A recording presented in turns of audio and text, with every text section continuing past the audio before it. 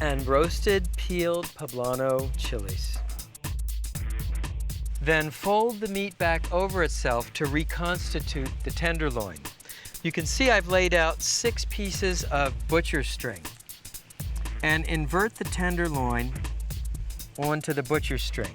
Tie it back up into a compact roast. This is our surgeon's lock knot. Loop through once, then once again, pull tight, and tie off the string. I learned this knot from one of my students who is a surgeon.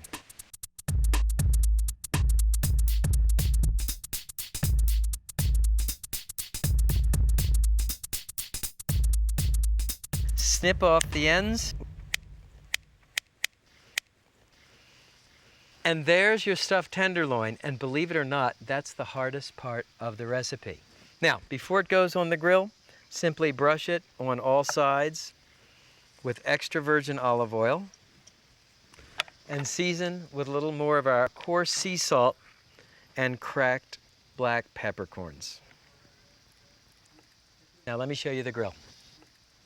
This is a wood-burning grill modeled on the grills you find in South America. The grate, for example, is made from these V-shaped bars which channel the fat into the drip pan. The grill is open in front so you can add logs to fuel the fire. And as always, before you put the meat on, brush and oil the grill grate. And here's a trick I learned on a recent trip to Israel. Impale an onion at the end of a carving fork, dip it in oil, and use the onion to oil the grill grate.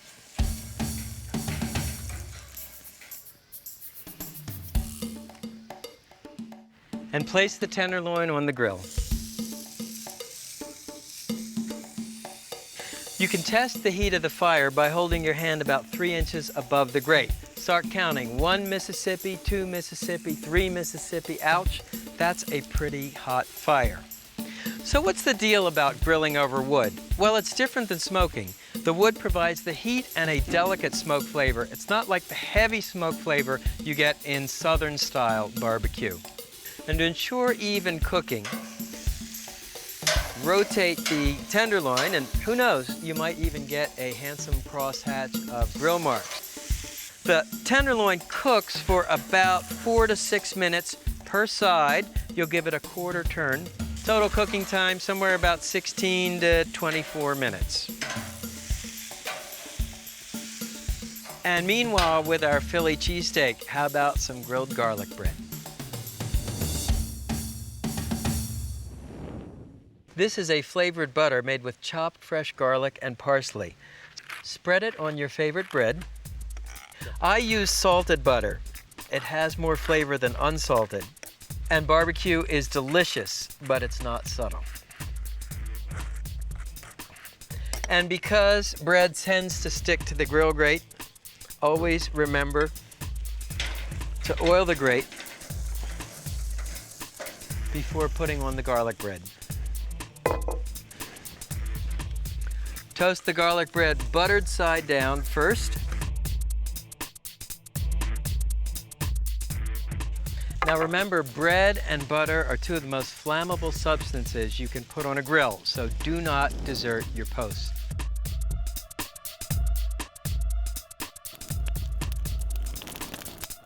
So when the garlic bread is browned on one side, turn it over and brown the other.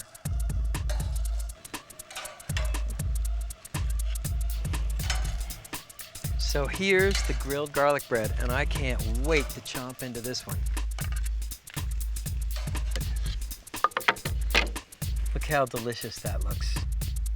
So let's check on the tenderloin. Now, there are 2 tests for doneness. The first is the old poke test. The meat feels gently yielding. Of course, you can also use an instant read meat thermometer. Insert it in one end of the tenderloin. You're looking for about 145 degrees, and we are right on the money.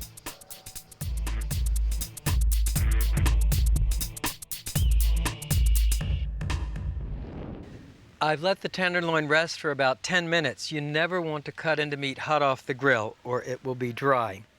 Don't forget to remove the string. If you let it rest, the meat will relax and it will taste much more juicy.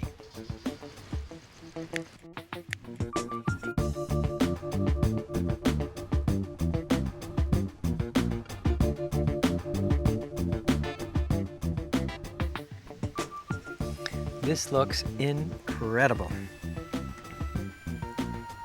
With a nice blush of red to it, just like I like it. And this is a chipotle mayonnaise. You'll find the recipe on our website. So there it is, from sub shop to showstopper, a Philly cheesesteak you'll never forget.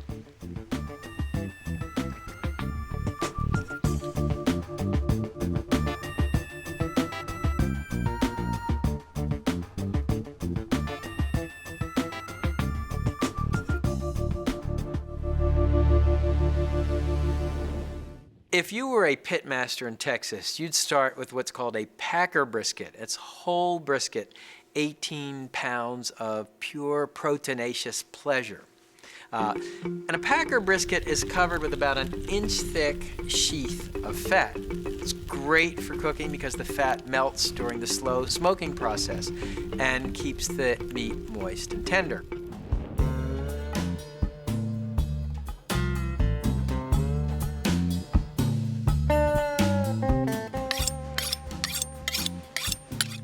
Admit it, guys and gals, here's why you really tuned in. You want to master brisket. We get more correspondence about brisket than any other topic. So listen up. Here's everything you need to know to turn out a textbook Texas brisket. Brisket comes in many cuts and sizes. This is called a packer cut. It's almost the entire brisket, including a cap of meat called the decal. This is a first cut or brisket flat, and it's what you're likely to find at the supermarket. Like so many smoked meat recipes, this one begins with a rub. Start with salt, black pepper, chili powder, brown sugar, onion powder, garlic powder, cumin, oregano, and cayenne pepper for heat. Mix the ingredients together, breaking up any lumps in the brown sugar. And spread the rub over the brisket.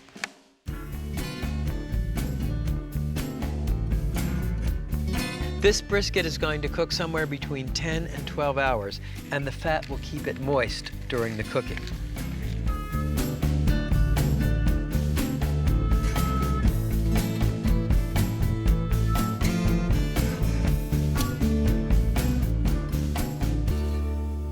Now these two cuts of meat require a slightly different approach. The packer brisket has so much fat it can go into the smoker as is.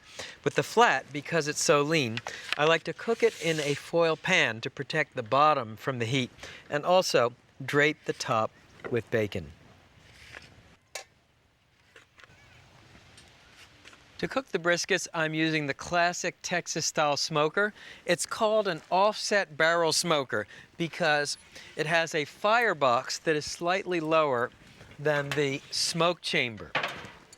Now, the end of the smoke chamber closest to the firebox burns hotter than the chimney end of the smoke chamber. So I'll put the packer brisket thick side towards the fire. The smaller, leaner brisket flat can go further away from the fire and close the firebox.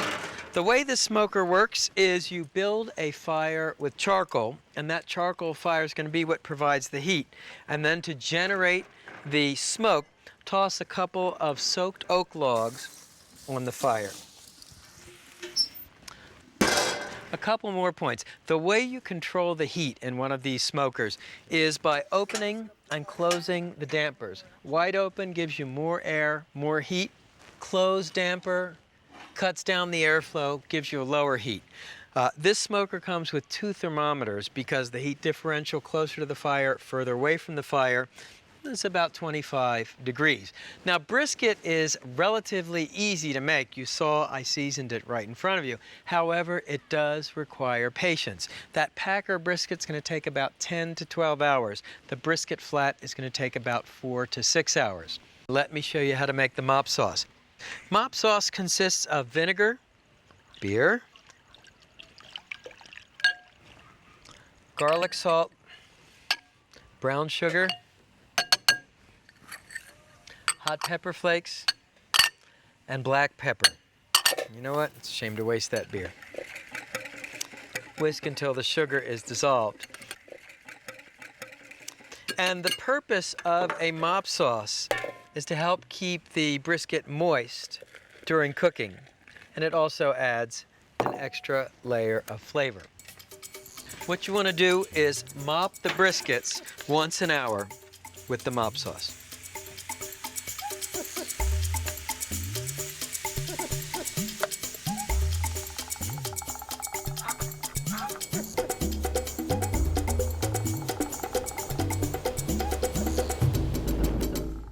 It's been 6 hours and the smaller brisket should be ready, but the way you check it is using our trusty instant read meat thermometer. We're looking for about 190 degrees. Bingo. So you can use a meat hook to take the brisket out. And we'll transfer it to a cutting board. And look how juicy.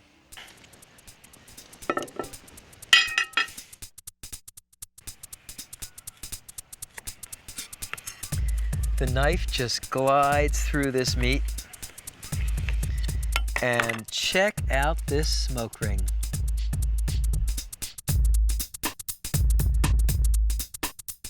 And I always like to show a bit of the big piece of brisket. This is a Lone Star barbecue sauce. The recipe is on the website. But you know what? When I make brisket, I always serve it with the sauce on the side so you can really appreciate the spice and smoke flavor. Let's see how we did. Texas-style brisket. It tastes like big beef should.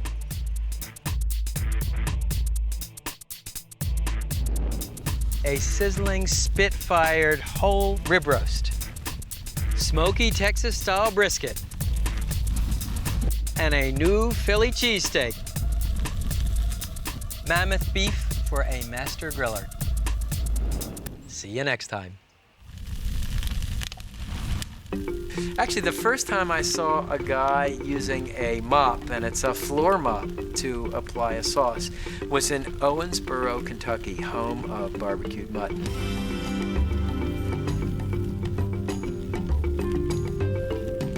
Well, my first thought was, boy, I hope he started with a clean mop. I'm just kidding. Actually, my first thought was, I have to do this at home, and I have to do this on television. This is too cool.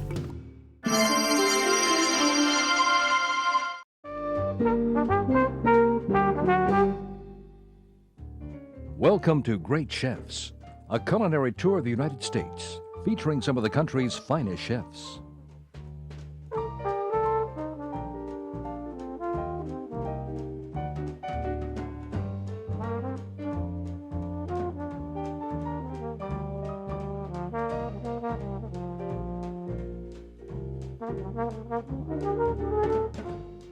Julian Serrano prepares the first course. From Picasso at the Bellagio in Las Vegas, he offers a warm lobster salad with a citrus vinaigrette and a panache of fruit. Then from Alan Suss's namesake restaurant in Miami, the chef presents an entree of whole roasted pompano served with a red bean ragu and salsa. Dessert is a creation of Lisa Liggett at the Windsor Court Hotel in New Orleans. It's a pear Napoleon featuring layers of phyllo squares, roasted pears, and pastry cream.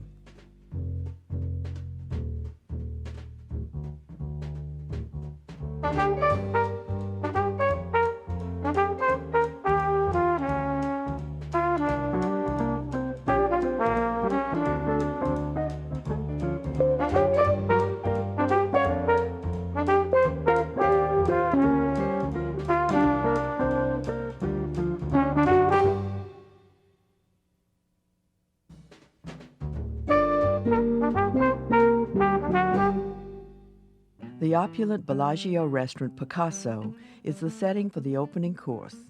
Julian Serrano, the executive chef, scored serious credit at Moss's in San Francisco, and in fact was named Best Chef California by the Beard Society in 1998. Now at Picasso, he presents a signature, warm lobster salad.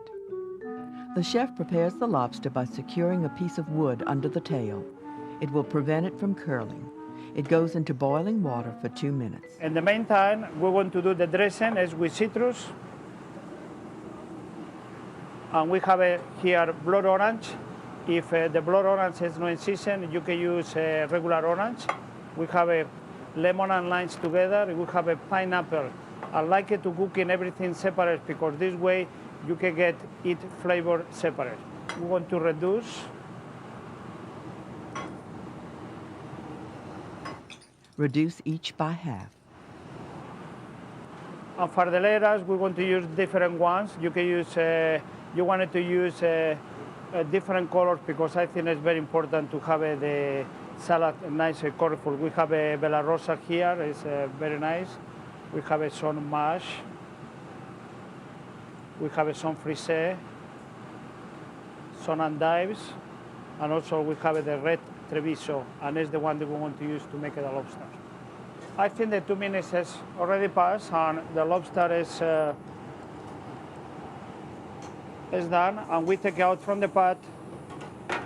And I don't like it to put the lobster in the water because I want to continue to cooking it slowly. I mean, we want to keep it there and let them to cool off on itself, and after that we clean it up. The chef begins the citrus vinaigrette. There is the lemon and limes.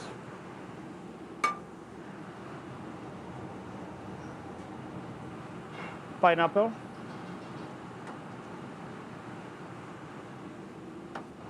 And also we have the blood orange. They get beautiful, nice red color. Like I say, you don't have a blood orange, it's out of season, you can use the regular orange.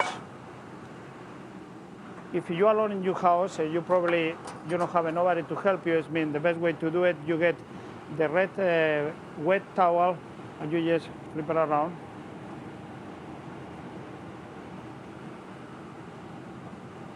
And you can put the bowl in the top, and this way it's easy for you to not have somebody to help you. I'm going to put a little bit honey. The reason the honey is to soft a little bit the tar of all the citrus. I put a little bit of truffle juice.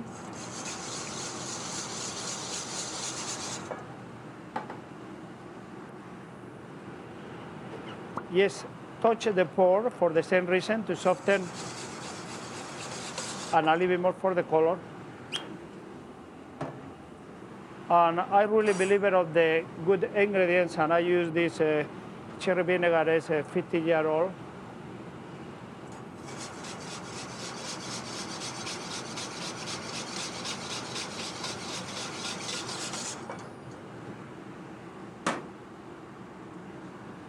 And now the extra virgin oil.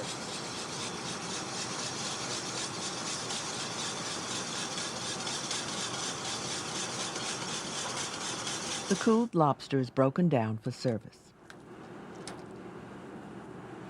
Fresh, clean, very gentle.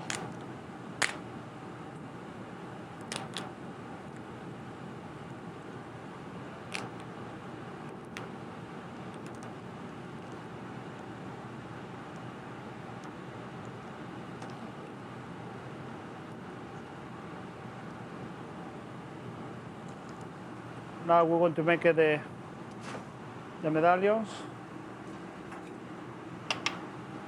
We shape a little bit here. Maybe.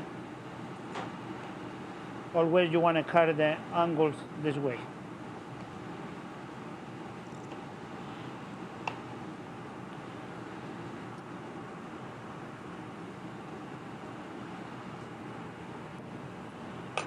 Put in the pan. And you just put a little bit of vinegar.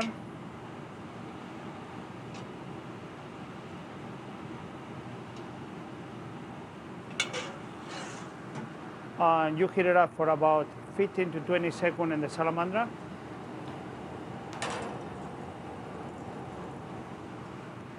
Meanwhile, the chef arranges the greens and julienne celery root in more or less a lobster shape.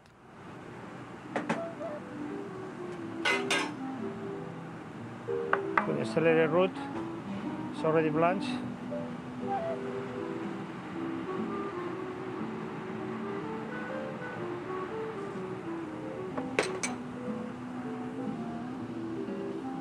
We make a tail with endives.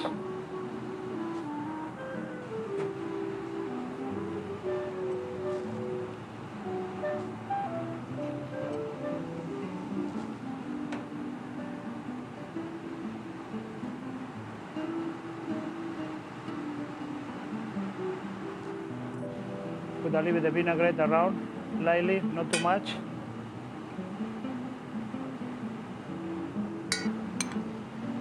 A little bit the tropical fruit.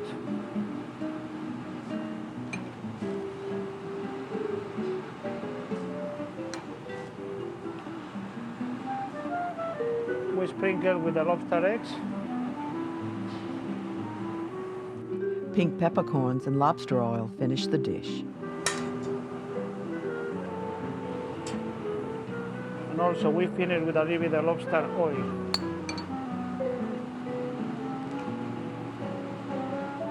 And the last touch is a little bit of shorba.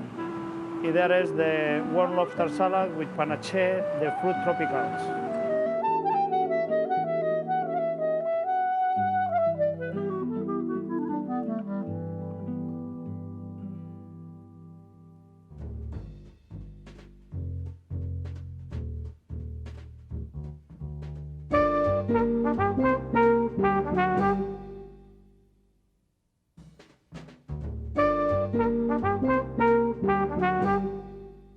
The honors heaped on Chef Allen's during the 90s seem endless.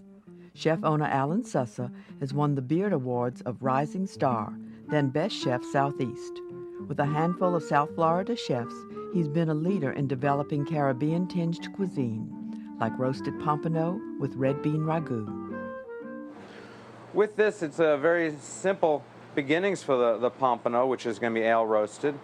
I'm going to take it and put some slashes in it, because what I'm going to do is season that and get so that the flavors get into the fish real well. So I'm going to put 3 nice gashes or slashes, depends on how big a knife you're looking at. Seasoned with salt and pepper. Good. Okay, then some fresh thyme.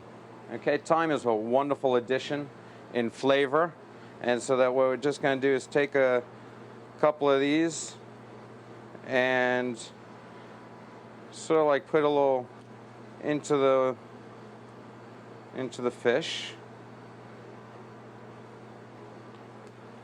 Thyme is, again, a nice mild flavor. It will add a wonderful presence, a subtle flavor. With this, what I do is take the celery, okay, dice some celery, a nice dice of celery for the bottom, and just a couple more of the thyme leaves in there. I'm going to take some olive oil and just coat the fish a little bit lightly. Same thing on the back. And put our 2 fishes,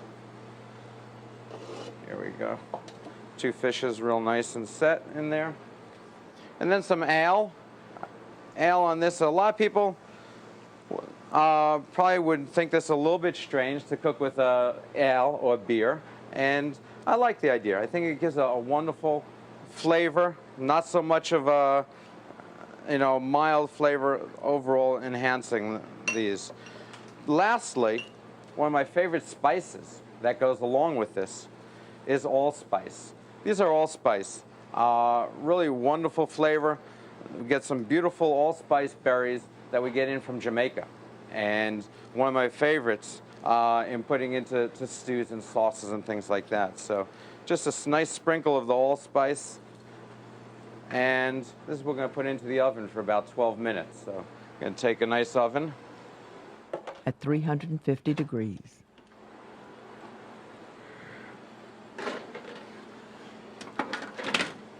Now the red bean ragu, which features calabasa, Caribbean pumpkin, and the Italian bacon, pancetta. The calabasa is cut into a large dice. Okay, we trim that up. And as well, again, just a nice dice, because that we're going to add in a little bit later into this ragu to give it some wonderful pumpkin richness and flavors to go along with the pompano. Diced pancetta starts the dish. Touch of olive oil to add to it.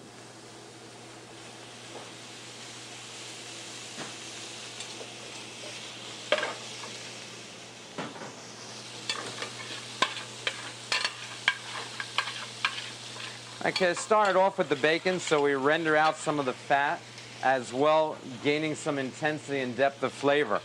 So we're combining the two there of the olive oil and also the bacon fat to start this sofrito. We're going to add in some onions, some diced onions to it.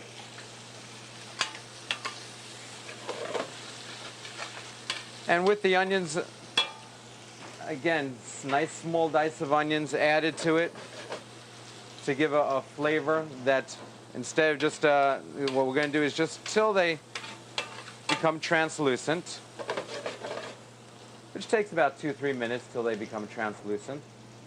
Going to add a little garlic to this. A sofrito can be used almost in any vegetable preparation, whether it's or for making sauces and in any sort of fashion for a lot of different types of dishes. To that, I'm going to add some fresh tomatoes.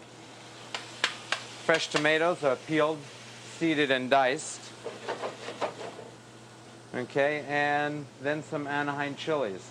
Anaheim chilies are a sweet chili, not very hot, but it's going to add some wonderful flavor to it and a little bit of spice. Okay, as this sort of melts together, the flavors meld together and melt together, going to add in the red beans that were stewed, that we're cooking.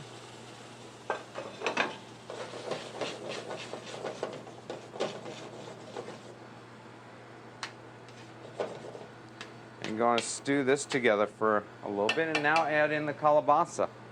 Okay, beautiful calabasa. Again, it's going to add some richness and color and depth of flavor.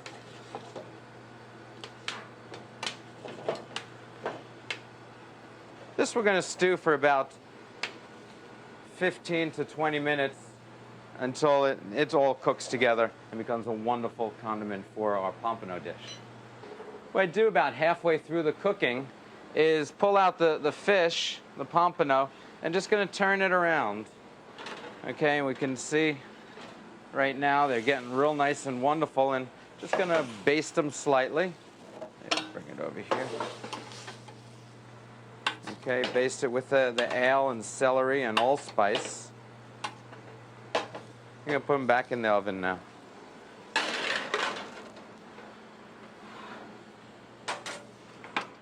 An interesting side dish is a cashew salsa.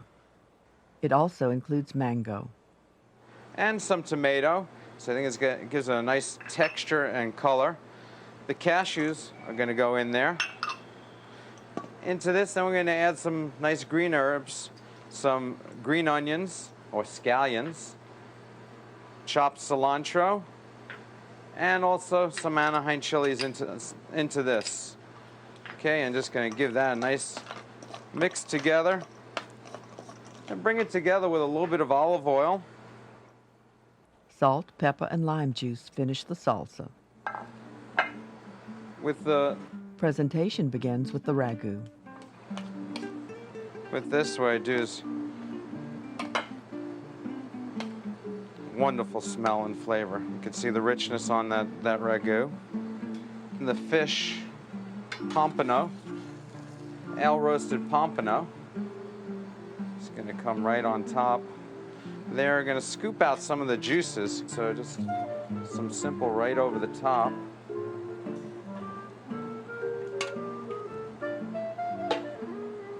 And then a little bit of the cashew right down the center. Wonderful dish that I'd love to serve to you at Chef Allen's, which is a ale roasted pompano with red bean ragu and cashew salsa.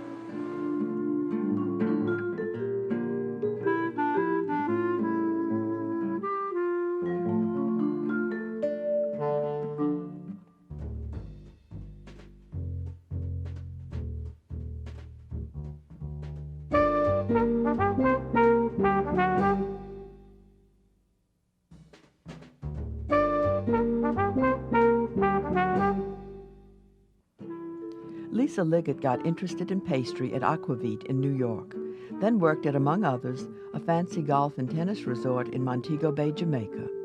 Now she's pastry chef at Windsor Court, which, according to Condé Nast, is the best hotel in the world. Her dessert on this menu is a pear Napoleon. The chef starts with pastry cream. And the sugar, There are 6 egg yolks in the bowl. cornstarch, a little salt. We're going to whisk that. Meanwhile, milk with sugar added is brought to a boil and will be tempered into the yolk mixture. So now the milk is boiled, so I'm going to temper it into the yolks.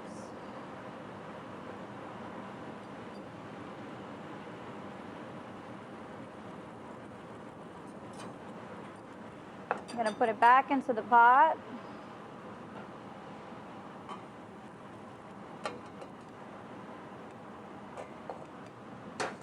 And we're going to cook it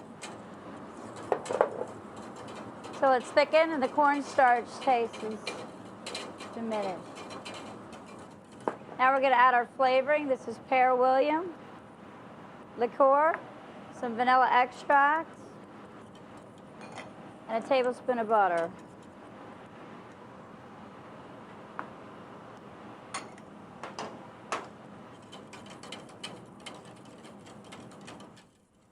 Place plastic wrap on top of the cream to prevent a skin from forming and refrigerate. Now the chef prepares the phyllo sheets, painting with a honey and clarified butter mixture.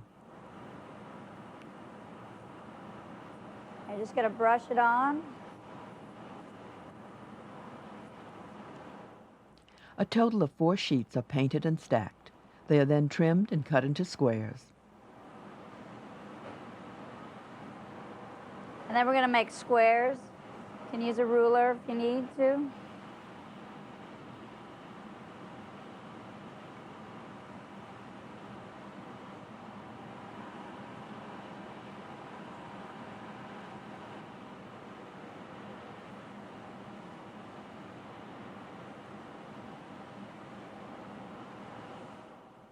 Bake the phyllo squares at 350 degrees for about 15 minutes or until golden brown. Pear slices are cooked in hot butter. To soften them, you want to soften the pears.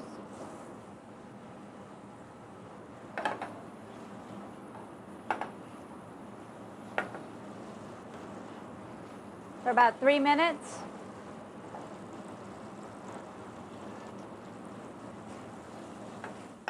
Then the pears are put into a dry pan and more or less roasted for color.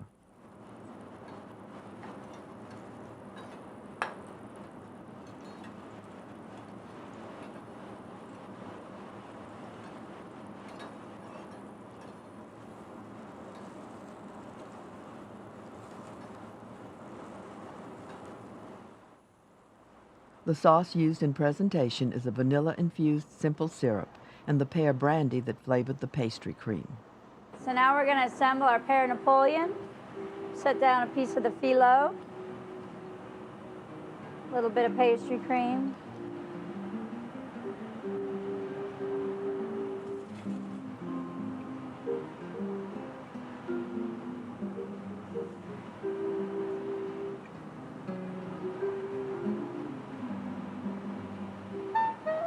Set down another piece of phyllo.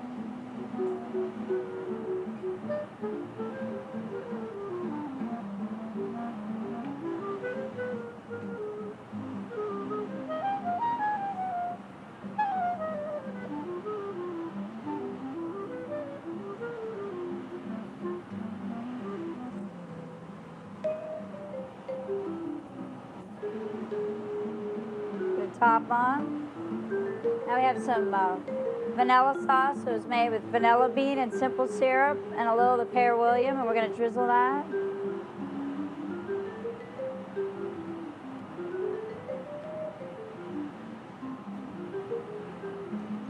And we're going to make some quenelles. Use hot water with your spoons. This is whipped cream.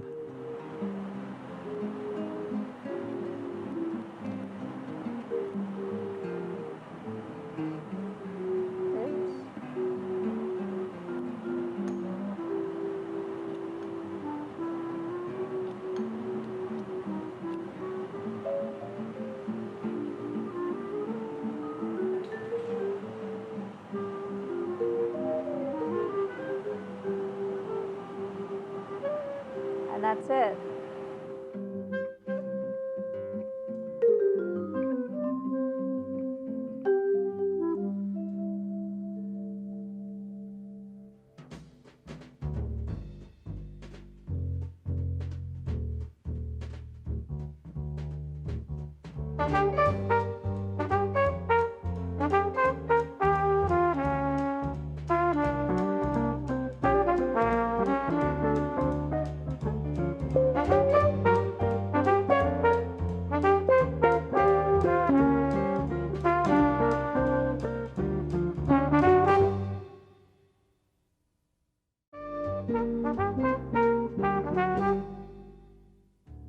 Welcome to Great Chefs, a culinary tour of the United States, featuring some of the country's finest chefs.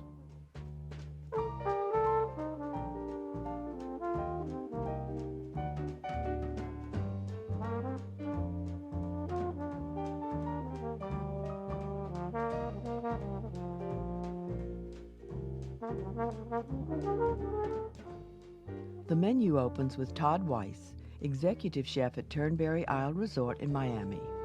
It features Florida stone crab claw baked with herb phyllo dough and truffle butter. Then Gabino Sotolino cooks the entree from Umbria in Chicago. Using a stovetop smoker, he presents sturgeon with horseradish mashed potatoes. Finally, dessert is prepared by Jean-Philippe Maury, executive chef at the Bellagio Hotel in Las Vegas. It is caramelized pear pocket with cinnamon ice cream.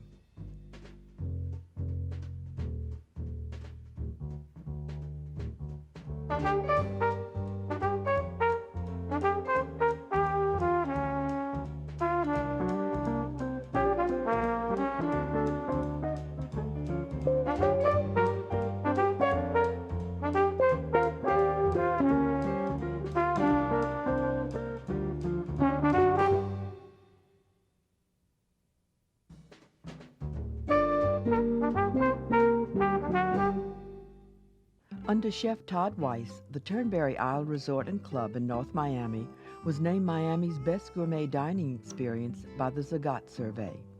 He has considerable experience with the sort of rarefied cuisine served at spas and Tony resorts. Here, he prepares crab claw with phyllo and truffle butter. First step to this dish, we're going to make some lobster butter. We're going to add chopped lobster. We're going to add about a half a pound of butter. And take some shallots.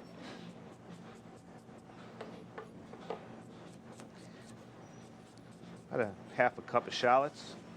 Just put everything right into the pot. Fresh thyme. The pan will go into a 350-degree oven for 45 minutes. Okay, and we're just going to pop that right in the oven. And that's the first step. That takes the longest time to cook. So that'll take about 45 minutes. We want to get a nice roasted color on the butter. That's an optional item. You can use a extra virgin olive oil or clarified butter or basil oil, but I like to use the lobster butter. It gives a little more seafood flavor to the dish. Okay, lobster butter's ready. Everything's nice and roasted. Nice flavor. Then we're going to strain this, and that'll be our lobster butter. We're going to brush in between the layers of phyllo. Just put the back of your knife or a little hammer. Give them a little crack. And we're going to leave this one tip of the claw on for presentation. Once we've done that, now we're going to make our layers of phyllo. Okay, when you're working with the phyllo, you want to keep a a wet towel on top so it doesn't dry out. Remove one thin layer. Now we're going to take our lobster oil, brush that lightly on each layer.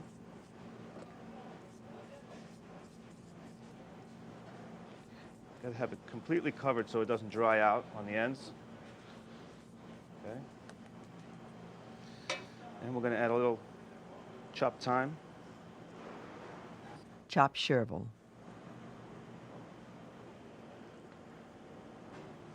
And a little fresh tarragon. Okay, sprinkle the herbs in. A little touch of pepper. And start with our next layer. There are a total of 3 layers. Okay, you want to press it down, get out all the air pockets. Okay. And then start again. Brush the next layer with the lobster oil. Our pastry in about a 2-inch strip. I'm going to cut the end off here. About the size of the stone crab. You lay the stone crab on the end there. And this is how you measure the cut of the pastry. I'm going to take a little truffle butter, and I'm going to put a little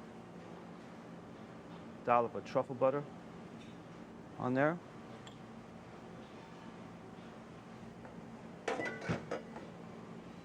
And I'm just going to roll that stone crab in the pastry, the truffle butter. It's about half a strip, and just cut it right there. The truffle butter, put the stone crab on top. Some more truffle oil, and it's going to go into the oven like that. 10 minutes at 350. The sauce will include shrimp shells. It also includes chopped garlic and shallot, thyme, white wine, and the zest and juice of a tangerine.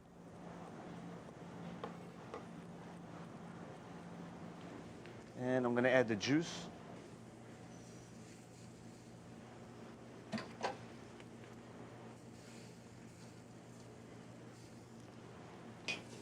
Stir. Add a little chopped tomato.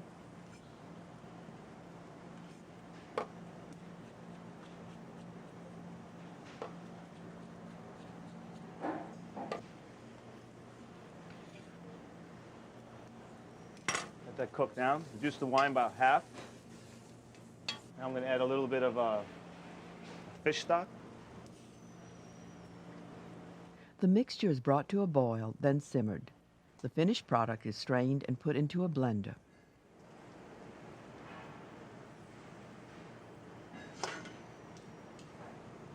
I'm going to add a few spoons of butter.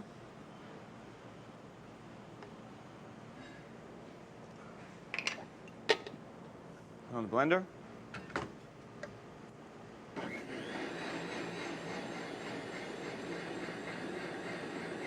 The chef begins a side dish called zucchini and parsnip fettuccine. And I'm just going to cut those into thin strips so they look like fettuccine.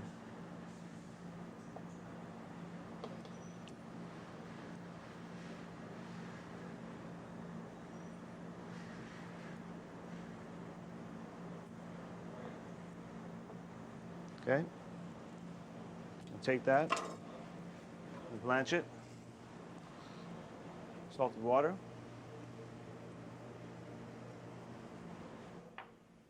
Strips of parsnip get the same treatment. And with the parsnips, I'm going to take, I just took water with a pinch of saffron, bring it up to a boil, and I strain the saffron threads out. And I'm going to add my parsnip to that. That should take a few minutes to cook. The parsnips take a little bit longer. Now we take our zucchini, our saffron parsnips, a nice yellow color on there. Let's mix it with a little touch of salt, touch of pepper, and a little touch of butter. Just lightly toss that together.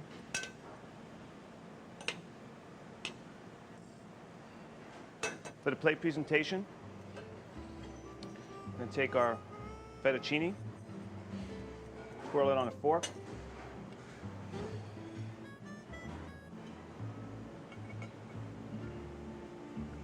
Nice little bundle.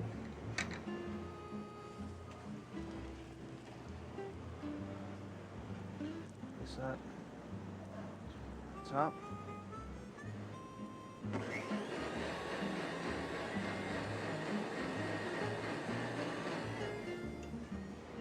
So you want the sauce to be nice and frothy.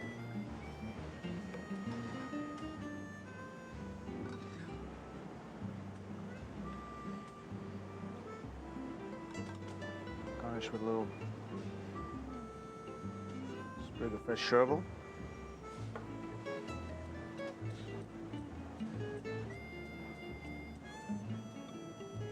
A little chive.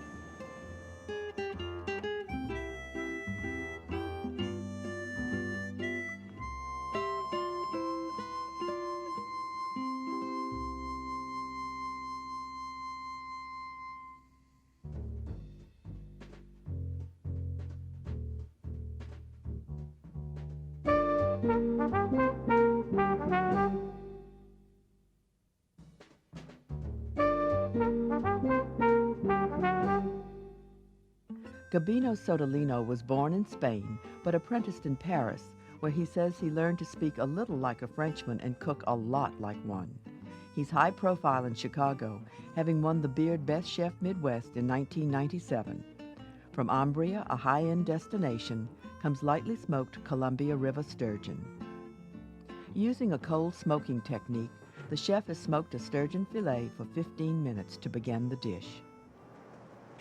It's about 6 pounds sturgeon, fresh. Take the skin off, all the bones and everything else, both sides. And then you season it properly and you put it on the smoker. Natural wood with a cold smoke.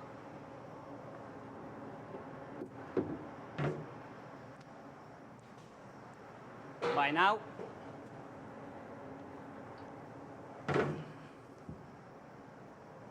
slightly smoke. You can sense in your nose how much of the smoke you have in the salmon. I mean the sturgeon. We'll put about 4 ounces. The sturgeon was smoked over hickory and seasoned with salt, pepper, and sugar. The sturgeon will be served with mashed potatoes, which are warmed in a little olive oil.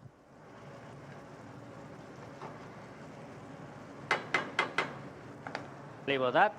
I'm going to put a little rifle, fresh rifle. Fresh horseradish will be grated into the potatoes.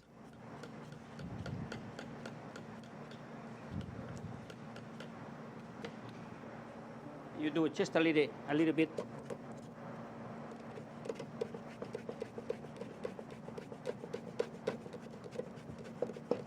Then the juices can come out.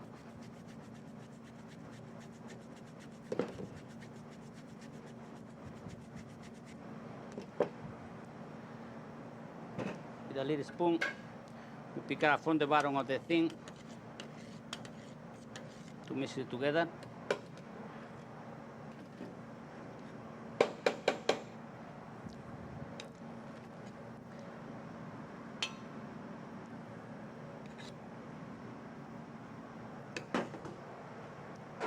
Keep the plate a little warm. Then we serve the sturgeon lightly.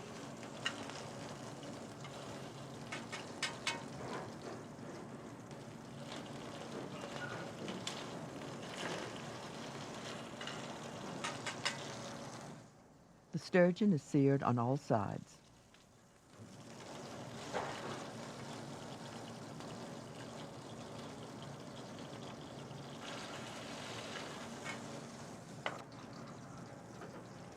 Now we should cover that That. Perfect. Across. Beurre blanc mixed with caviar is the sauce. And then we put just a half a teaspoon of the caviar, extorsion caviar, of course, fresh, mix it with the sauce.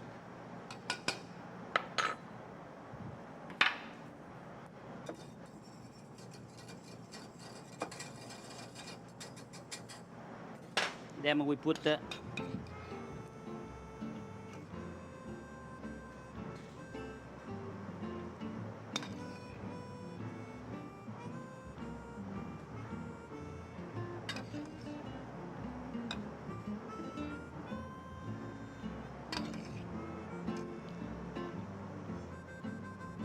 and then the oil bee chives. That this is what we blend, and we put it just a little touch point.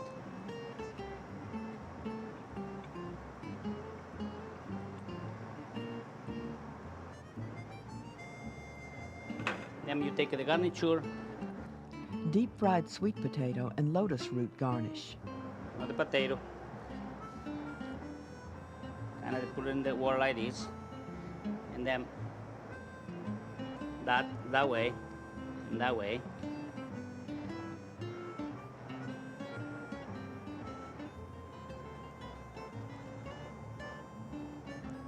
Voila.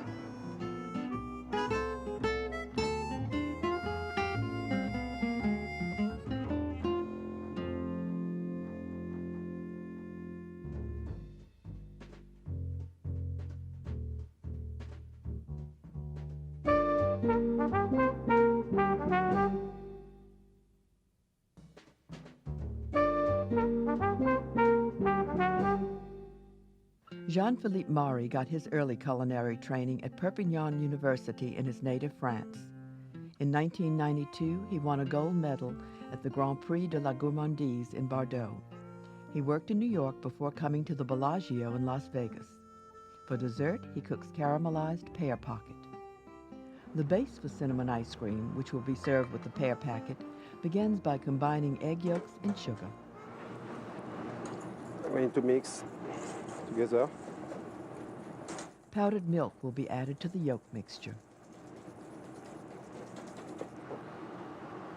Powder milk.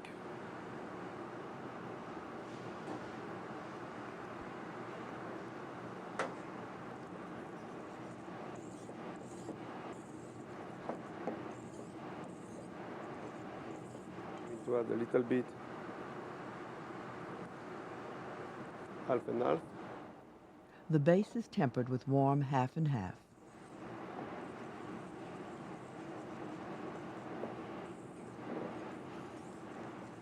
Then ground cinnamon is added. Okay.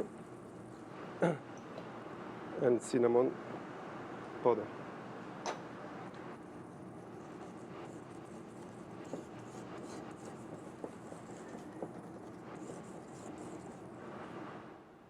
Finally, the rest of the half and half.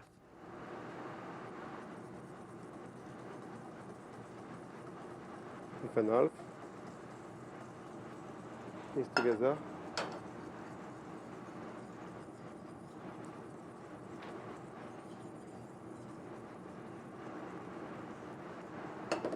Okay. And It goes back into the pan and onto heat, and is stirred until it thickens.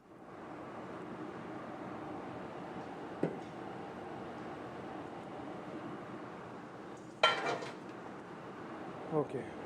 Now I'm going to bake a little more. I'm going to strain a little bit. The mixture is strained, cooled, and at this point could be put into an ice cream maker. Meanwhile, pears are peeled, cored, and sliced.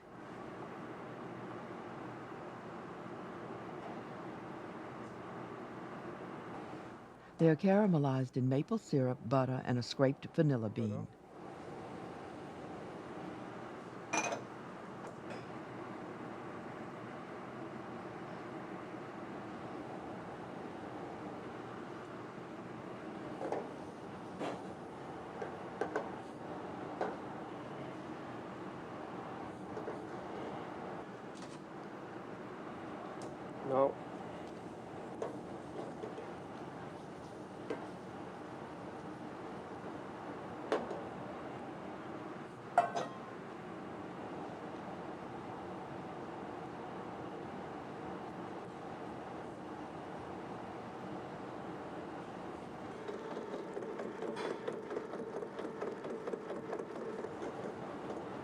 done.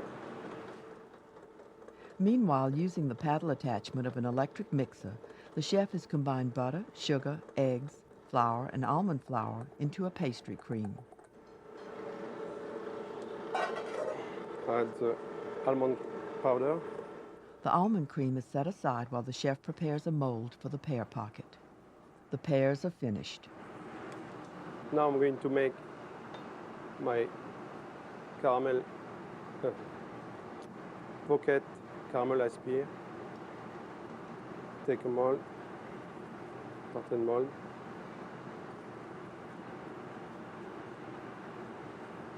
Some butter. The French product, brick dough, is prepared. Brick dough, it's almost like phyllo dough, but it's a different technique, process to make it.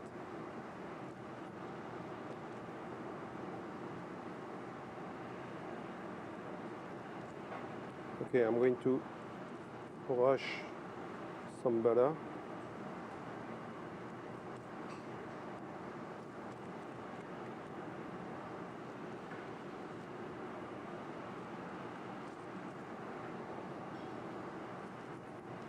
After, I'm going to add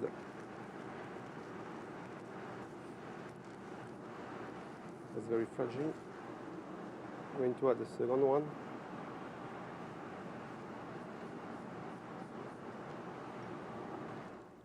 The 2 layers of brick dough go into the mold. To take my phyllo dough.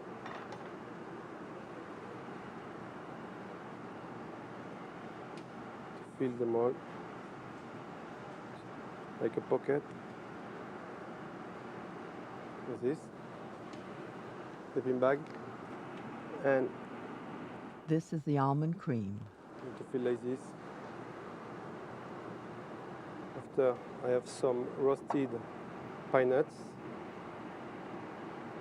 Side. Some grape with a little bit of rum Rum-soaked raisins. and my pear.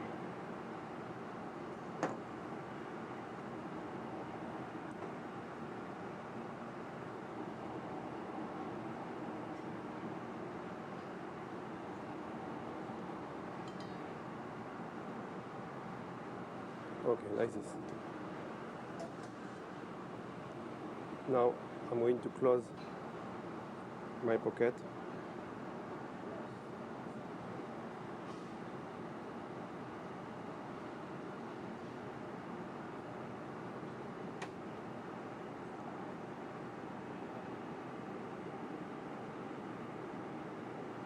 Like this.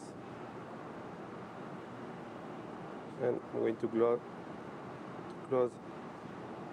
with vanilla bean. The packet is tied with a vanilla bean and baked at 350 until golden brown. Voilà. Now A quenelle of cinnamon ice cream, a pear chip, and a chocolate Bellagio logo complete the dish.